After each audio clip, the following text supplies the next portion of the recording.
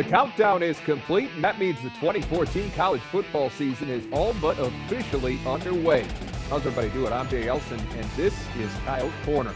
At the University of South Dakota, the foundation has been laid, but the process of building a consistent and successful Division I and Missouri Valley football program continues.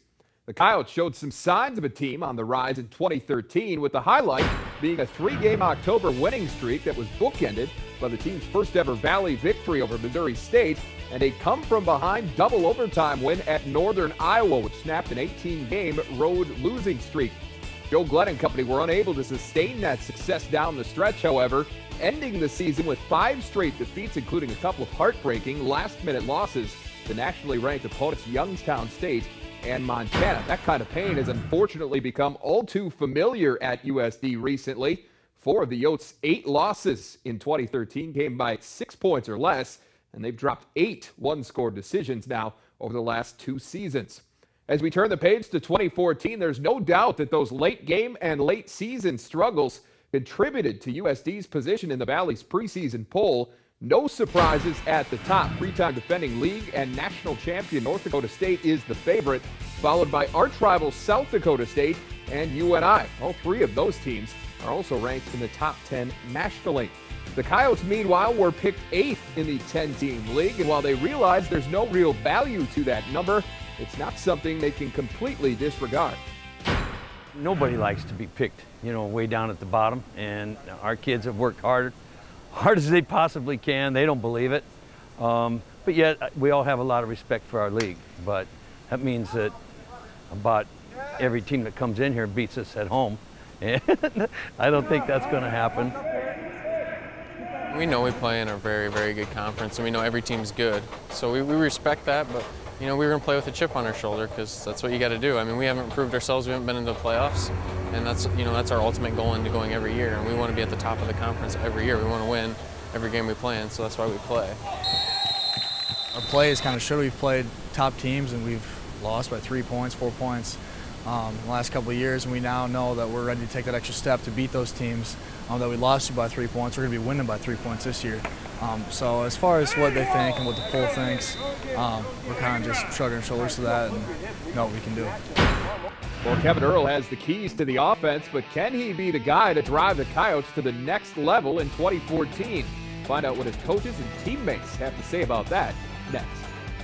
Coyote Corner on Midco Sports Network is presented by Billionauto.com.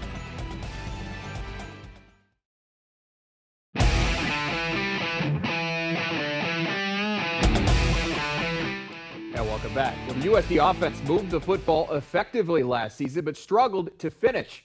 The Coyotes converted on just 71% of their red zone opportunities and ultimately finished last in the Missouri Valley Football Conference in scoring offense at just over 17 points per game. But with 8 starters and a number of playmakers returning, Wes Bashaner's group has the potential to pack a more consistent and powerful punch in 2014. Hey, son! It all starts under center. After taking over the starting job about a third of the way through last season, Kevin Earl quickly asserted himself as one of the Valley's top quarterbacks. He threw for nearly 2,000 yards and accounted for 12 total touchdowns over the final 8 games, but it's the experience that has proven most valuable. The speed of the game, just being able to recognize reads faster and being able to identify the defense, just seeing more and more reps and just getting more reps under my belt has definitely helped get me to a point where I feel a lot more comfortable under center and comfortable, being a playmaker. That's something that's been apparent to Earl's coaches and teammates throughout the offseason. In their eyes, the 6'6 junior has become everything a quarterback should be. He's come in and he's running the show, and he's throwing the ball in some spots that I haven't seen any quarterback I've coached throw it with the velocity and the accuracy and the touch, and he gets it. His motivation, his role, stepping up, knowing that he's the quarterback and that he's a leader, so he knows that he has to take that role. Josh Vandermotten is one of several quality options that Earl will have in the passing game. Vandermotten caught 19 passes for 238 yards and 2 touchdowns after making the switch from quarterback last season. But with a full offseason under his belt, he says he's finally starting to feel like a receiver. Certainly playing quarterback made it easier to transition because I knew the routes, I knew the formations, I knew everything, but there's so much technical stuff to learn when you're a receiver, and Coach Middleton has helped me out so much, so much. He's brought me light years from where I was last year, just on the technical stuff I didn't know as a quarterback that those receivers were doing. So it's helped a lot. Having that focus, like you said, just on receiver has been crucial for me. Riley Donovan burst onto the scene as a true freshman, leading the team in receiving yards and finishing second in receptions despite playing in just 9 games. He should be one of the top deep threats in the Missouri Valley Football Conference. Joining Vandermotten and Donovan at wideout will be speedy junior college transfer Eric Schuford, sophomore Ben Kramer, and redshirt freshman Brant Van Roekel. Those guys have been through a lot. They work probably the hardest on the team, and their focus and attention to detail is awesome, and that's so important for a quarterback, because you need to expect the guys to be at the same spots, and the spacing needs to continue to be the same and be perfect, and those guys are really stepping up, and they're really filling in their roles. Running back could be the deepest position on the team this season. Unlike last year when Trevor Bama and Jordan Roberts were left to carry much of the load on the ground, the Coyotes will have a couple extra horses in the stable for 2014. Oh, you can see it in what we're doing. And quicker, stronger, another year older, all those guys, they can all catch. They're all pretty good at running the football inside. So I think we feel comfortable about that position where a year ago we were just out of gas. Last year, going from, if you're tight on the field, you look to the sidelines and the coach just give you a wave to stay back in because there's no one over there. This year I can look over and I see Jasper, Jordan, and Corey are all ready to go back in, and they have fresh legs too, so it's nice to look over there and see you got some reserves there. The return of Jasper Sanders is especially valuable. After recording 749 all-purpose yards as a junior, Sanders missed all of last season with a wrist injury.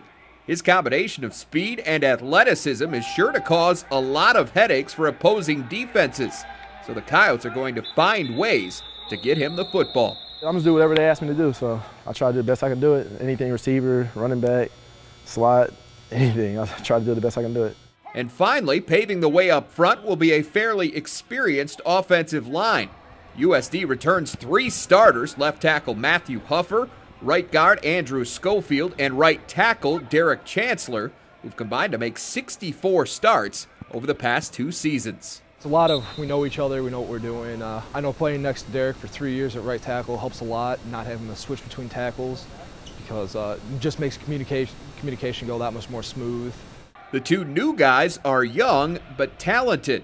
Sophomore Niall Banks takes over at left guard after appearing in 6 games as a reserve last year, while fellow Iowa City native Sam McLaren shoulders the burden of being the all-important man in the middle. He's on top of everything. He's always looking to better himself, he's trying to get his point calls as fast as he can. All the calls he needs to make, he's getting them down pretty quick. But he's definitely filling in. He's matured a lot since last year, since his first year here. Now, with all those weapons in the arsenal, the Coyotes are built for balance, and they think that will lead to more points and, in turn, more wins. On the other side of the football, the lineup will be littered with fresh faces. We'll introduce you to the Coyotes' new-look defense after this. Coyote Corner on Midco Sports Network is presented by BillionAuto.com.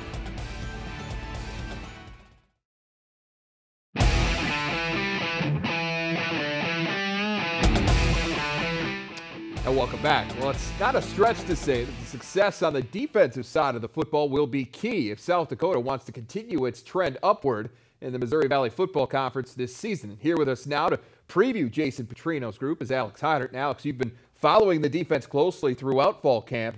What are your thoughts? Well, when a program graduates 6 experienced starters and the conference's Defensive Player of the Year, most would expect that unit to take a step back the following season. I mean, after all, this was a defense that was 4th in the Missouri Valley in yards allowed and held opponents to 2 scores or less on 3 different occasions. But despite those losses in personnel, the level of talent this year's Yote defense will put on the field could result in a step forward instead. When looking at the USD defense, it's best to start up front. Third-year defensive coordinator Jason Petrino's 3-4 scheme will rely on the size and strength of the down linemen, a unit led by 3-year starter Drew Iddings. The 6'6", 280-pound redshirt junior is a preseason All-Missouri Valley selection, but instead of feeling the weight of expectations, Iddings is embracing them. It is a lot of pressure, but I kind of like the pressure. It keeps me in line. But yeah, I just gotta live up to it. Gotta prove that I deserve to be in this conference and live up to their hype and just go out there and play my football. Junior Nick Jacobs joins Iddings as the other returning starter on the defensive line. He and converted O-lineman John Mogg will rotate in the nose tackle spot this season. Sean Breedle started 4 games at defensive end in 2013 as a freshman and will look to continue to make an impact in a full-time role this fall. Look for redshirt freshman Fred Bogard and true freshman Cray Krolikowski to see time on the ends as well. While the linebacking core lost All-American Tyler Starr to the NFL's Atlanta Falcons, he's the only starter from 2013 that does not return. This is a talented, experienced group led by seniors Austin Johnson and Kyle Guziak on the inside and junior Kian Lagi on the outside. Johnson, the team's leading returning tackler, was a preseason All-MVFC selection, while Lagi was second on the team in tackles for loss and solo tackles as a sophomore. Despite the absence of Starr, the former Washington standout Lagi has high hopes for the linebackers and the defense as a whole for the season. I think we're really deep. We got guys that have a lot of game experience, especially middle linebacker. We got 4 or 5 guys they're fighting for a starting spot. This group is a collective effort. I think we'll be able to fill that role that Tyler had. The other projected starter at linebacker, junior Ryan Hillier, will fill Starr's spot opposite Lagi. And while it'll be tough to replace Starr's ability as a pass rusher and a ball hawk, Hillier brings a diverse skill set to the table and is strong in both pass coverage and run support. Another linebacker to watch is sophomore standout John Wessel, who started 2 games as a true freshman in 2013 and will be involved early and often at the Mike spot this season. While the linebackers are a known entity, the opposite is true of the secondary. After graduating all 4 starters from a unit that was 3rd in the conference in pass defense last year, the Yotes defensive backfield will have a much different look this season. Senior Steve Tellefson and JUCO transfer Chris Tyler will both start likely at corner, while junior Jacob Warner and sophomore Zeke Lewis will man the safety positions. There is a margin of inexperience in this group as only Lewis and Tellefson have featured for the Coyotes prior to this year, but that's not a concern for Tellefson, the senior from Weston, Florida. We have a great group of guys on defense, and everybody comes out here, ready to work and learn and get better. So I think we're going to play with a little chip on our shoulder because all the questions, but I think we're going to be all right. On special teams, sophomore Miles Bergner returns to handle the kicking and punting duties this year after posting a freshman campaign good enough to place him on FCS Punter Award watch lists this preseason. Miles Bergner squatting about 100 pounds more than he did last year, and it looks like his punting is stronger and his place kicking is stronger. There's no denying the talent is there across disciplines on defense, but even Coach Glenn knows it could take time to see it all come together. Defense is a question mark a little bit until we can get a couple games under our belt and see where we're at. The defense will see its share of explosive offenses this season, beginning with an Oregon team that averaged 45 points per game last year. It'll be key for the squad to gel as a unit early and to continue to grow as the year progresses. So much of the Yotes' success in 2014 will depend on how that maturation process goes. Absolutely. Thanks, Alex, for that. We're going to continue talking about it as the show goes on here. The overhauled secondary, just one of the hot topics during fall camp this year. And coming up, MidcoSN analyst Andre Fields makes his return to the show to talk about that and a couple other preseason storylines. That's next on Coyote Corner. Coyote Corner on Midco Sports Network is presented by BillionAuto.com.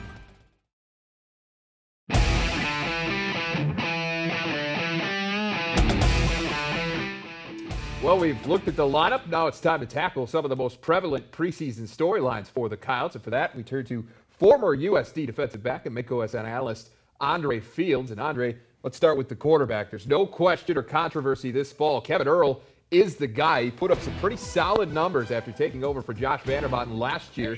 And he's had a full season, off-season rather, to prepare now as the starter.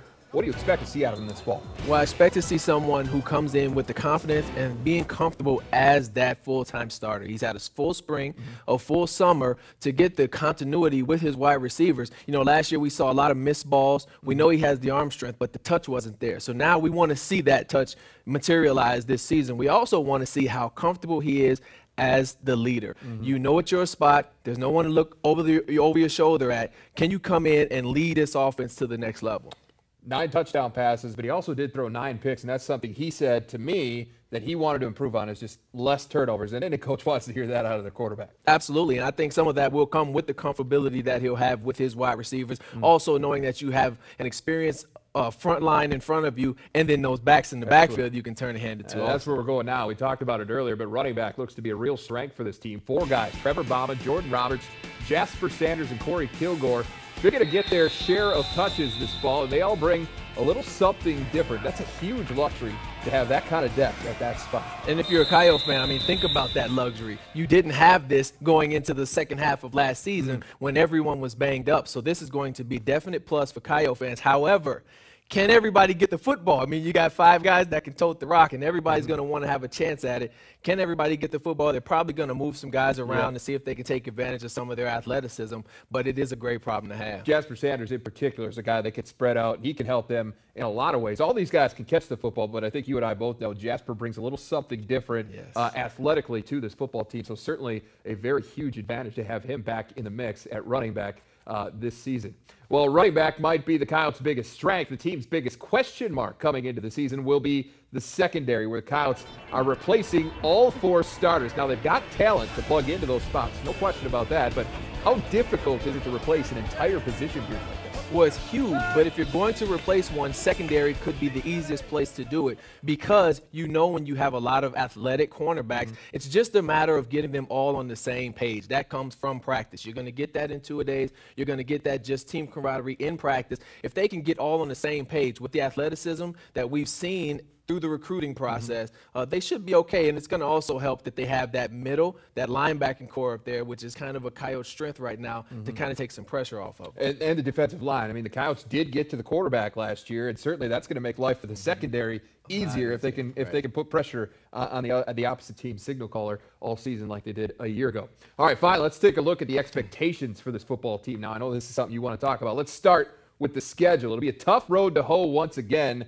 No question about that. I mean, you got to go at Montana, at Youngstown State, at South Dakota State. This is not an easy schedule, and they have to go at Oregon. So they've got a lot of tough games on the road, and then, of course, playing in the Missouri Valley, even the home games are going to be tough. So I expect the Coyotes to, have some trouble navigating this system, but if they can do it, if they can build off of last year, then hopefully they can add to the win column, especially in the Missouri Valley. Well, let's talk about what's reasonable to expect out of this team and this program in year 3 under Joe Glenn. I know you get a question a lot of times that you're just dying to answer here. Yes, I hear it all the time is this going to be the year? Is Coach Glenn going to get them over the top? Well, what is over the top for this Coyote team?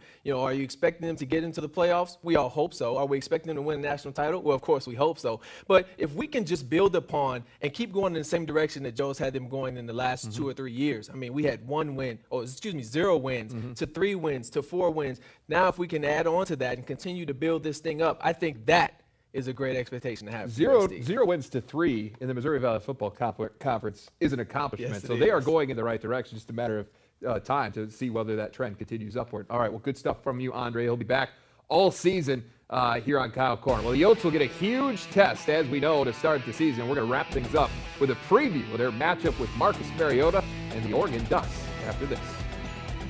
Coyote Corner on Midco Sports Network is presented by Billionauto.com.